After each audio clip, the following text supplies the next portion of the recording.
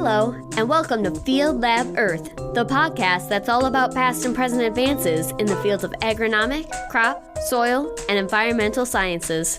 Today we'll be talking to Glen Obear about his work, highlighted in the CSA News article, Soil Evolution, Par for the Golf Course.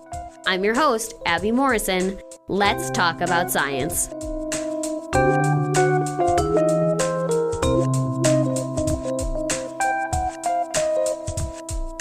Hi, Glen. Welcome to the show. How are you doing today? I'm doing great. Thank you for having me.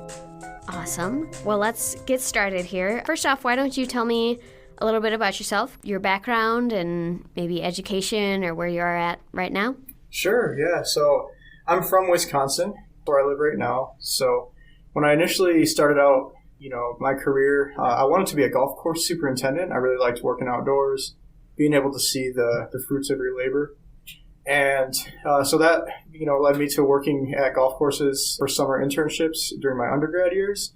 And, really the experience working in those internships led me to start working in a major of agronomy and soil science. And that's really how I became interested in this field. So I kind of started in turf, but ended up kind of in a different place today. Sure. Do you have a favorite golf course? Well, it's hard to choose. Whistling Straits is one that's in my hometown. I like the terrain there. It's really... I'm not a big golfer. What I like about golf courses is the agronomy behind it, the soils that are underneath the grass. That's kind of what I'm passionate about. But besides Whistling Straits, there's one called Kukio on the Big Island of Hawaii. That one is significant for my career, and that would probably be tied for first with Whistling Straits. Sure. So you're interested more in the soils underneath. Can you talk to me about kind of how the turf grass and the golf courses led into that interest for you? Yeah, absolutely. So it was during my undergraduate studies. I did an internship at a golf course in Hawaii, and what I saw during that internship was really interesting. Basically, at depths of about 12 to 18 inches in the soil profiles of the golf course putting greens, there was this really interesting red, oxidized, crusty layer, and I had no idea what it was. I didn't have a formal soils training at the time. So we did a lot of work excavating and looking at the layers, removing them physically. And I took a lot of pictures and even brought some of the sample back when I went back to for the fall semester at Wisconsin. And I brought the stuff into the soils department and showed everybody, showed my advisors and the people who study soil formation. And they had seen it before, but they had never seen those types of layers in turf soils or in golf course soils. So kind of right then I realized that there was something really interesting going on in those soils that no one had ever really looked at before. And so that really led me to become interested in how soils form and kind of the study of pedology. Sure. Can you tell us more about what pedology is and does?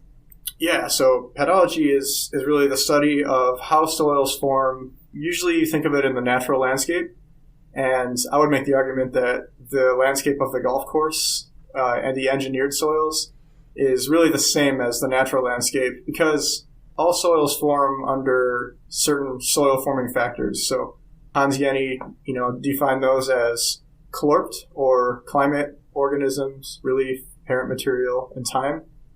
And if you think about it, soils form that way in the landscape, but they also form that way in engineered settings. The difference is that in an engineered system, we have brought those different soil forming factors together in really unique ways. For example, climate. Humans are influencing climate on a big scale, but also on a microclimate scale. You look at urban areas having a heat island effect where temperatures are higher in cities because you have more paved surfaces. So that's affecting the microclimate. Organisms, we introduce different plant species than would naturally be there by planting grass as a monostand on a golf course. Relief, we affect the topography to make the golf course exciting and fun to play golf. We put slopes and hills. Parent material, we bring in truckloads of different sand materials to build the greens to certain specifications where those parent materials would not normally be in that spot on the landscape, but we've brought them there. And what those four factors do is they accelerate that last factor, the T, time. So when you combine climate, organisms, relief, and parent material in these unnatural ways in engineered soils, we actually accelerate the time factor of soil formation. And that is just really exciting to me, that a golf course could actually maybe be almost a model system to study soils in the natural landscape at a much faster rate. Yeah, for sure. Can you tell me kind of some other examples of some engineered versus natural soils? Sure, yeah. So an engineered soil would just be a soil that was built to certain specifications for some reason. So a golf course putting green is a perfect example, because you build it with certain materials of certain particle sizes at certain depths to give you the performance that you're looking for. Other engineered soils could include in urban areas where trees are planted on streets, those planting beds. Any kind of, landscape planting bed in an urban area would be an example. Athletic fields would be another example. Even green roofs and those types of settings would be engineered soil materials. Sure. So zooming in a little bit more here to kind of your specific research. So you found these layers in the soil. Can you tell me a little bit about how you even knew to dig down to look for something, and then what your hypothesis or theory was regarding what might be happening there? Absolutely, yeah. So how did I know to dig down? Well, I want to give credit to a couple of people. One is Scott Nair, and another is Jim Russell. So Scott Nair and Jim Russell manage the agronomy program at Kukio Golf Course in Hawaii. And they were aware of this problem. They knew they had this layering issue that was occurring at depth in the soil. What it was basically a layer that was cemented by iron oxide minerals. Or at least that was the hypothesis. And so, these iron oxide minerals were forming this thin, cemented, indurated pan layer that was preventing water from draining downwards, lower in the profile. And it was actually forming at the interface of sand and gravel in these greens. So the way these greens are constructed is they typically will put 12 inches of straight sand over 4 inches of pea gravel. And what that does is you have a finer textured soil, the sand, over a coarser textured material, the gravel. And that creates this zone of preferential water retention, because the capillary forces holding onto the water in that sand are greater than the force of gravity pulling down. And so a way to think of it would be like if you get water between your fingertips and hold it up in the air and spread your fingers a little bit, there's a film of water that stays stuck between your fingers. Even though gravity is pulling down on that, the capillary forces that are holding that water together between your fingers are greater than gravity, so the water stays up. And so that same principle applies to these putting greens, and it allows the greens to hold water and stay wet for the plant roots. But what's happening here is that these layers are forming at the interface of the sand and gravel, and so it becomes impossible to get them to drain and dry out when you need them to. And so it's interesting. It was engineered to do that, hold water, yet these layers are forming that are making it uncontrollable, and then you can't get them to drain. Sure. Do you think that Hawaii's climate made it easier for you to kind of become aware of these because it rains a lot, or it's more wet conditions, or not really? Yeah, it's an interesting question. When we first saw this problem in Hawaii, we thought perhaps this is just something unique to Hawaii because it has a really unique environment. And we actually found this on the dry side of the Big Island. So it wasn't on the rainy side. It was an area that received less than 10 inches of rain per year. And what we found, though, after years of research now, is that these layers can actually form in any engineered soil if the conditions are right. So regardless of geography, it could be in the southeastern U.S. where they get more rainfall, or it could be in the arid southwest. And the key reason that we think is behind that is that, again, humans' influence on soil formation. So the climate factor of soil formation would be rainfall. That would be an example. We have irrigation systems that can supply water, and so it kind of doesn't matter where the course is located in some regards because we introduce water that influences soil formation. Can you tell me a little bit more about the goals of your research once you had discovered these layers? Yeah. So when we first discovered the layers, what we realized in looking through the literature was that there was really not a lot out there describing iron cemented pan layers. We found that in natural soils, they're called placic or placic, depending on how you would pronounce it. And what we found was that there was no published research in the literature describing placic horizons occurring in turfgrass soils or really even engineered soils. So our first goal was to just identify what are the physical and chemical properties of the layers. What is the iron content in that reddish layer? Are there any other minerals associated with it? We found that manganese, aluminum, and organic matter are also components of those layers. We looked at the pH distribution by depth in the soil to see, do these occur in more alkaline conditions or more acidic conditions? And those types of observations were really interesting and led us to link the processes that happen in natural soils to what's happening in these putting greens. So after we described and kind of detailed the properties of those layers, that led to my current research, which I'm doing for my PhD program at Nebraska, is we're trying to build a model to explain how the layers form. So we have all kinds of questions like, where is that iron coming from that's forming these iron cemented layers? It could be the parent materials, the iron that's in the sand. It could be the irrigation water, any iron that would be dissolved in there. We think the most likely source is from fertilizer. People apply iron often in ferrous sulfate form to make the grass look greener. And that amount of iron could be enough to account for the amount that we see in these layers. And it could be forming these drainage problems. So after we build that model, looking at those factors, essentially we're doing a bunch of column tests to test these different hypotheses. So we'll look at different iron fertilizer sources. We'll look at different fertilizer rates, different leaching volumes to see how much water is required to move that iron down. And then we are using a novel approach to measure the formation of the layers. We built a custom auto-sampler stand that goes with an X-ray fluorescence analyzer.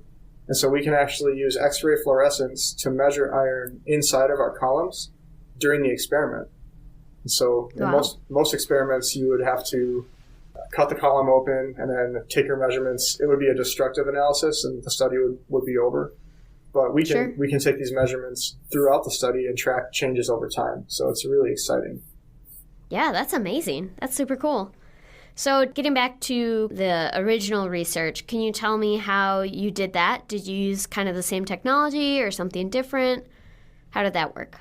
Yeah, so the way we did that initial description of the physical and chemical properties of these layers was we worked really closely with an organization called the United States Golf Association, or the USGA. And what we did with them was we worked with a division called the USGA Green Section.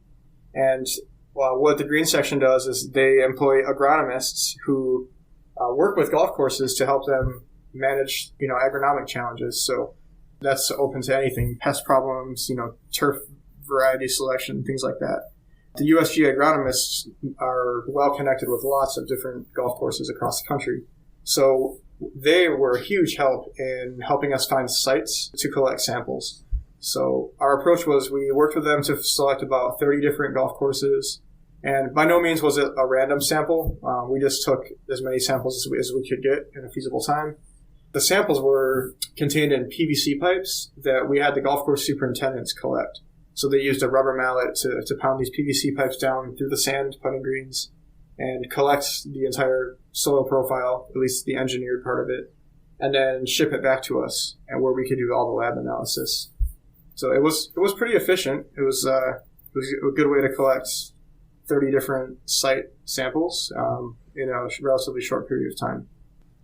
Sure. So once you got your samples in, how did you proceed from there?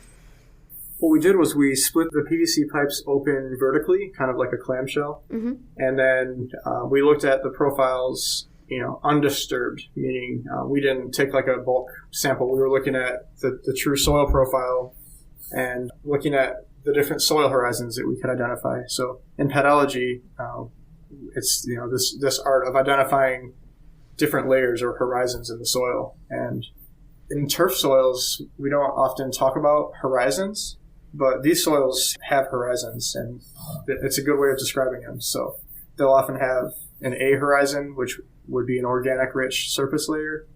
And then they'll have what you might call a C horizon, which would be like the original construction sand material. And what's really exciting about this research is that we're identifying B horizons, or areas where soil forming processes have formed unique, specific layers or horizons, showing that soils are really forming in these seemingly sterile systems, but they're truly not sterile. They're really an analog for what happens in natural soils. Sure. So then if you see these layers that you're looking for, then how did you proceed from there? Were you comparing fertilizer treatments and watering schedules to try and figure out how this worked, or how does that work? Yeah. So we did collect survey information from each golf course to look at, how do they water, how much do they water, what types of fertilizers they use. Long story short, with all of that, we didn't find a lot of commonalities that, let's say 6 courses had the layer, and what did they all have in common? There was a lot of variability. So it didn't lead to a lot of conclusions. And really what we found was that these layers are different when you really look at the nuances of how they may have formed. And so part of our challenge right now is still figuring out what is in common among all of these sites.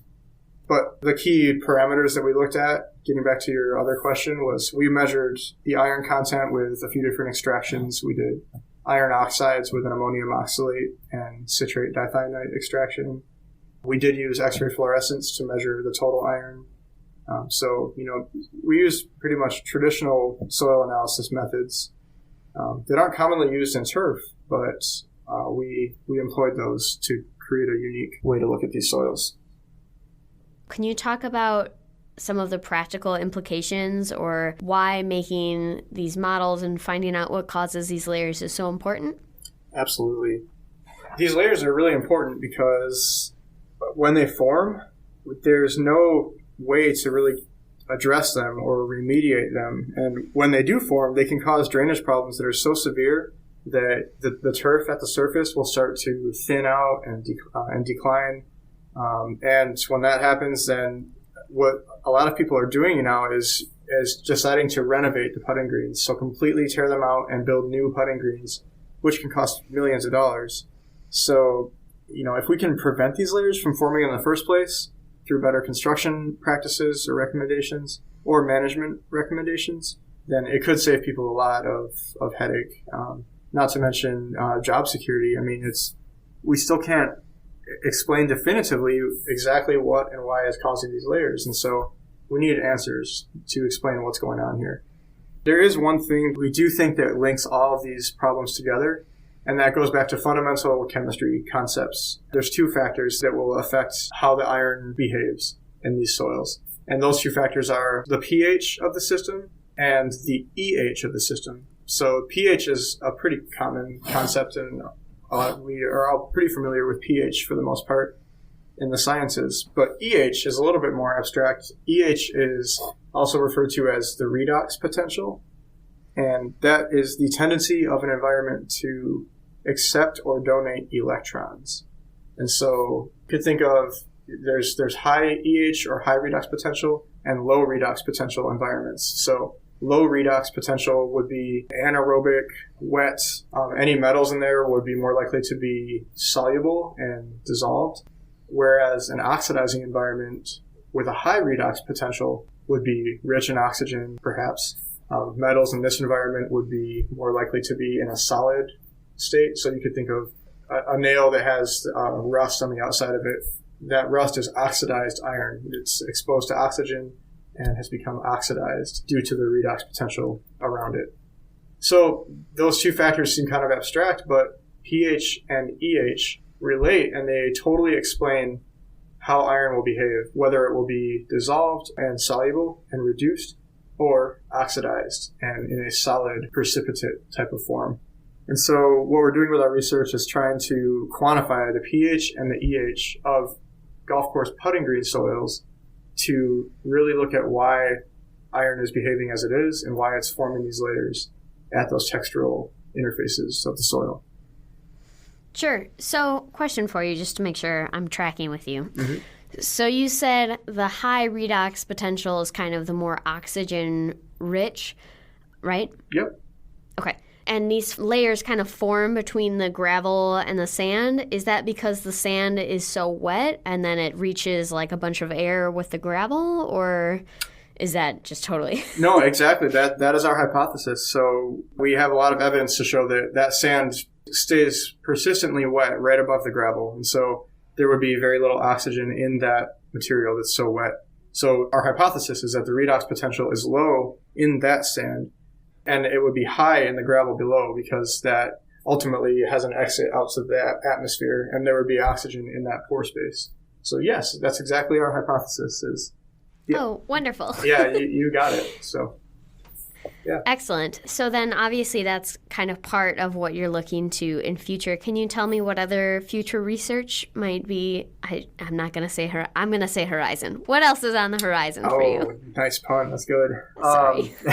No, you had to. That's good. So once we create this model that can predict and explain, what, where, and when, and why these layers form, ultimately we want to take that so that we could, take a given golf course, look at the characteristics of the soil and their management practices, and have a reasonable prediction of whether there would be a layer there or not. And then going forward, we would use that information to help us identify more sites that had those layers already that were currently built.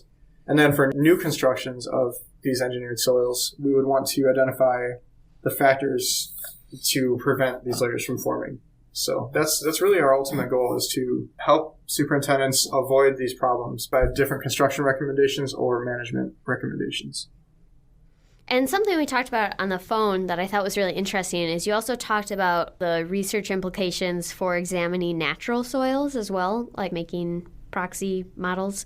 Can you talk about that? Yeah, absolutely. So something I've always found really fascinating about this project is that, placic horizons, those thin iron pan layers that would form in a natural soil, those might take thousands to tens of thousands of years to form. And so if you want to study how they form, you're sampling a snapshot in time when you go into the field and sample a soil.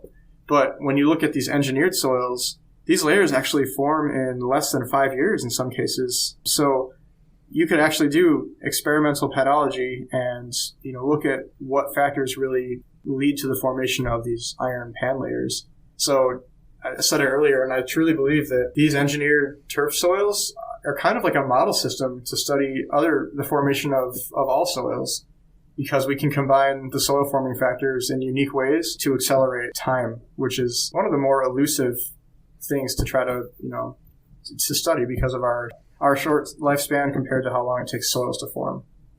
Sure. How small can these models be? If you have like a cake pan, can you make a model in there that is of actual use? Or does it is a golf course like a good starter size? No, a cake pan wouldn't be very deep. That would be the only challenge. But we build these things in PVC pipes. The bigger your model, the less edge effect you'll have and the more representative it will be. But for testing these hypotheses about what causes layers to form, we can do them in columns. Sure. So PVC pipes that are about 2 feet long and 2 to 4 inches wide. Not a whole golf course. You can get away with a lot smaller. Oh, good. Yeah. That seems very practical. Yes, exactly. And how do you kind of model for these different clorped factors within just a PVC pipe? Yeah, well, a lot of them are going to be you'd want to hold consistently. Like, for example, if our experiment is to figure out how does iron fertilization rate affect the formation of layers, we would hold the climate consistent. Probably, we'd want to keep that consistent across all the treatments. Relief, these would probably just be flat. We wouldn't have any slopes in these little PVC pipes. And then the question is, where does iron fertilization fit in the soil forming factors? Would it be organisms because humans are applying it as like an anthropogenic thing? Or would it be parent material because we're adding a mineral that would ultimately become part of the soil mineral complex?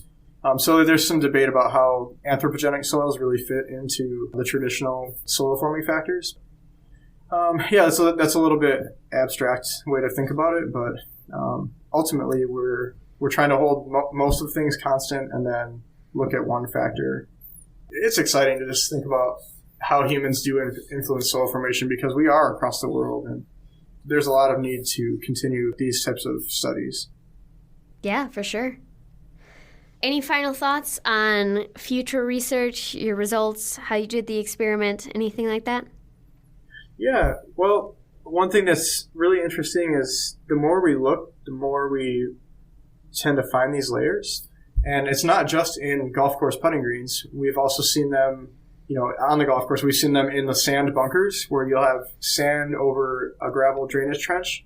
And that sand over gravel zone can have these layers form in it. So it's not just putting greens. It could also be other areas on the golf course. We've also seen that there are some other analogs, septic tanks that are installed with gravel surrounding them. They can have these types of layers at the interface of the soil and the gravel in that area. So, any examples that come out like that just help us learn more and more about what all of these systems have in common. And we really think that it's ultimately going to come down to the EH and pH interactions that are affecting iron chemistry. Sure. For the sand, obviously it's not like there's grass that's dying on top of it. So was that just did you just, from the science, assume it was possible for them to form? Or how did you kind of latch onto that one? Sure. Yeah, you're right. It would not be as obvious. The way that we found them is, a golf course might be renovating some bunkers and digging them up and replacing some components in there. And then they'll see that layer and they'll take a picture of it and send it and say, hey, wow, we weren't expecting to find this, but we were in here doing some work and we found these layers. So, wow. But it would still be influencing the drainage. That drain trench would not be as effective if it was plugged with iron oxide precipitates. Sure. All right. I've got 3 more questions for you. Sure. First question. How can people learn more about all of this? I would suggest checking out the United States Golf Association. They have resources about the research that they fund on their website, and they've been really great for us, great partners. They also are funding a couple of research grants for me at University of Nebraska, for myself and for Dr. Bill Kreuzer, who's my PhD advisor. So I would check out the USGA's Green Section Research website, and then I would also check out turf.unl.edu, which is the University of Nebraska Turf Science webpage, and we have research information on there as well, including information about this project. And then if people want to kind of help with some of these issues, how can they get involved with this kind of research or modeling or any of that?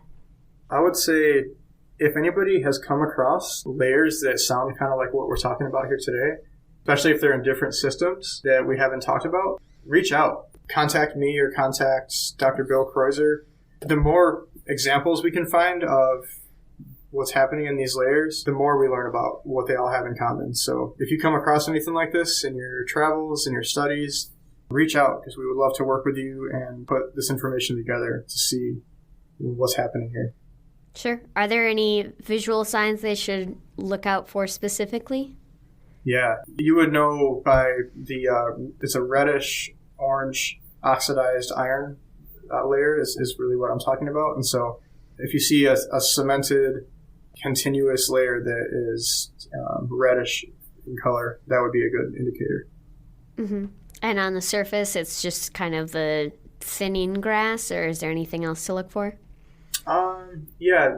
Poor drainage would be another factor. If there's areas that just do not seem to drain and seem persistently wet, if there is drainage beneath that should be working, and it's not, those would all be good indicators.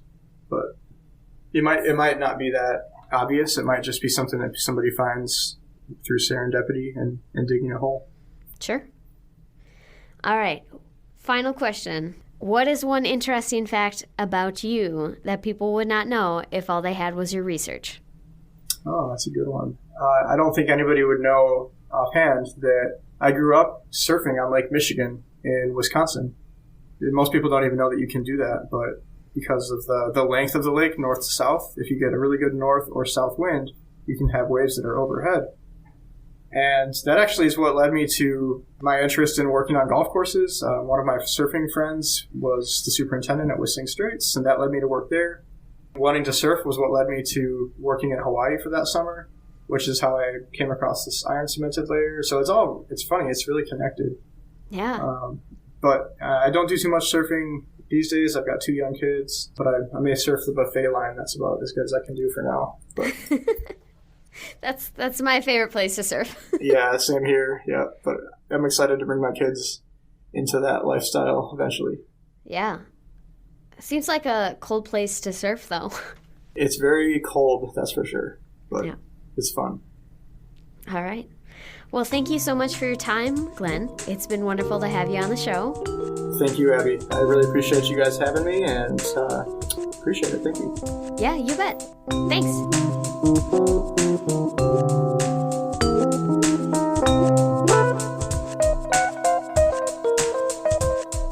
Thank you for listening to Field Lab Earth. If you'd like to find out more about today's topic, our featured article for this episode is always freely available. You'll find a link to today's paper and other resources for this episode in our show notes or on our website. If you have any questions, comments, or recommendations for show topics, please contact us at podcast@sciencesocieties.org or on Twitter @FieldLabEarth. If you'd like to hear more content like this, please subscribe, and don't forget to rate and review us on iTunes or anywhere else you find your podcast if you like our show.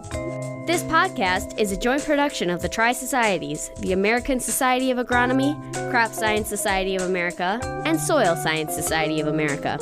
Special thanks to Lobo Loco for the use of their song Spook Castle on the intro and outro of our show. Opinions and conclusions expressed by authors are their own and are not considered as those of the American Society of Agronomy, Crop Science Society of America, Soil Science Society of America, its staff, its members, or its advertisers.